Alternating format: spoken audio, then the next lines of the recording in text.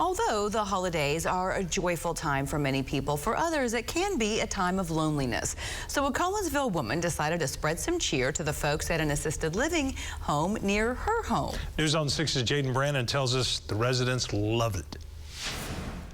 I was a cheerleader, basketball, softball. Take a second and listen to the lives of some of the folks at North County Assisted Living. My father was in the Air Force, so we moved 14 times in 12 years.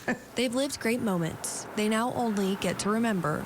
It was a great time and good memories. Carol Scott has lived here for the last 5 years. Known a lot of people who have come and gone, sadly. But she says it can get lonely, especially around the holidays. We know we're in final years, our final address, many of us. And although one woman has never heard these stories, she has the heart to make the difference in the lives of strangers. How can you keep from being happy or joyful or whatever you want to say when you look out at something that beautiful and know that there's a neighbor that does that just for you? This neighbor set up all sorts of decorations in her backyard, which faces the assisted living facility. Resident Mary Moore is lucky enough to have a patio that directly faces the display. So we'll get up early enough I can still see the lights, and it just makes the day, really. 'Cause, you know, you see this beautiful lights out there. The woman behind the lights says it's easy for folks in these places to get overlooked, and she just wants to help lift their spirits this holiday season.